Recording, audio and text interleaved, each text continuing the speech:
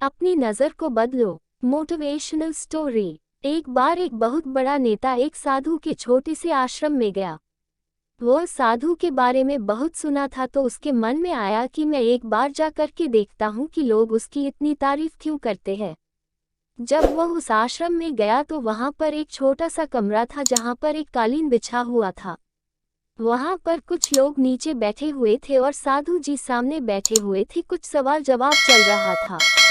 वह नेता उस आश्रम में आया और उस नेता के साथ में 4 बॉडीगार्ड भी थे और उसकी यह आदत थी कि जहाँ पर भी वह जाता था लोग अपनी जगह से खड़े हो जाते थे और उसकी तरफ देखते थे, हाथ जोड़ते थे और सर झुकाते थे।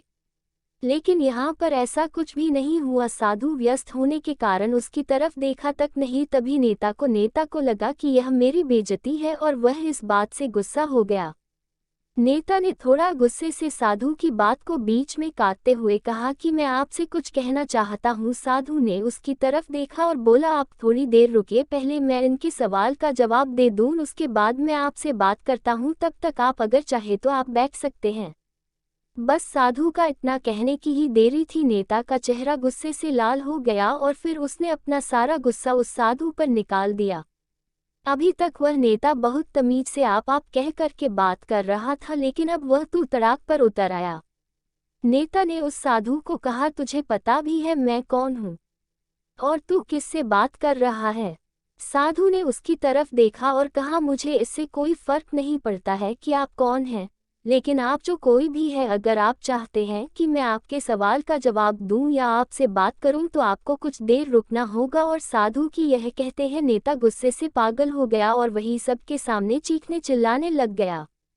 अब मैं तुझे तेरी असली औकात दिखाऊंगा। तूने मुझसे पंगा ले करके ठीक नहीं किया, तुझे पता भी है मैं तेरे बारे में क्या सोचता हूँ।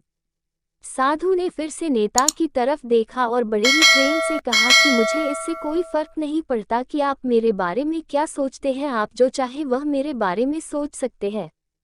फिर नेता ने उससे कहा कि तू चाहे सुनना चाहता है या नहीं, लेकिन मैं तुझे यही सबके सामने बताऊंगा कि मैं तेरे बारे में क्या सोचता हूँ।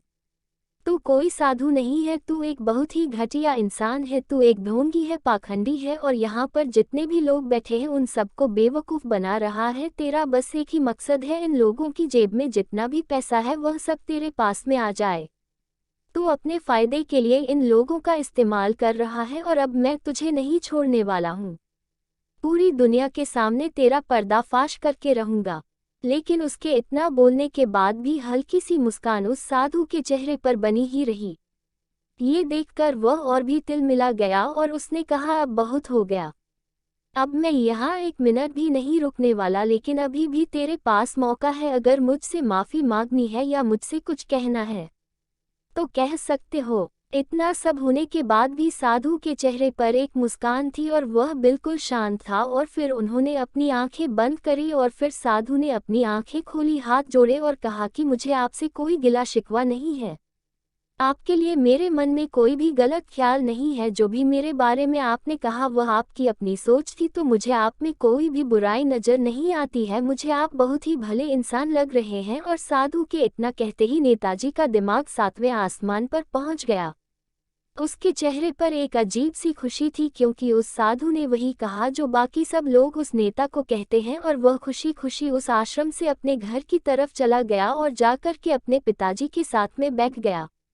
उसके पिताजी ध्यान में थे। उन्होंने पूरी जिंदगी सिर्फ लोगों की सेवा करी और बदले में कुछ भी उम्मीद नहीं किया। तो थोड़ी देर बाद जब उन्होंने अपनी आंखें खोली और देखा अपने बेटे को अपने साथ बैठे हुए, तो उनके बेटे के चेहरे पर आज एक अजीब सी खुशी थी जो आज से पहले उन्होंने कभी नहीं देखी थी।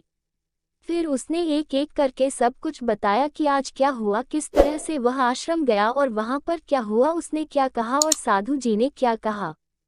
जब उसके पिताजी ने पूरी बात सुनी तो थोड़ा सा मुस्कुराए और अपने बेटे को देख करके बोले कि उन्होंने तुम्हारी तारीफ नहीं करी, क्योंकि उन्होंने वह नहीं कहा कि जो तुम हो, उन्होंने वह कहा कि जो वह खुद है। और तुमने जो भी कुछ उनको कहा वो नहीं कहा कि जो वो है, बल्कि तुमने वह कहा जो तुम खुद हो।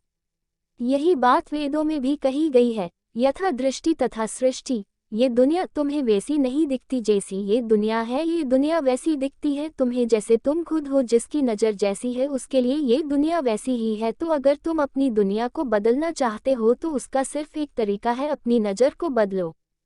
अगर आपको ये कहानी अच्छी लगी हो तो लाइक करें, चैनल पर नए हैं तो BN हिंदी स्टोरी को सब्सक्राइब करें, नोटिफिकेशन बेल चालू कर लें जिससे आगे आने वाली वीडियो का पता चल सके। नीचे कमेंट करें आगे आप किस तरह की स्टोरी देखना पसंद करेंगे।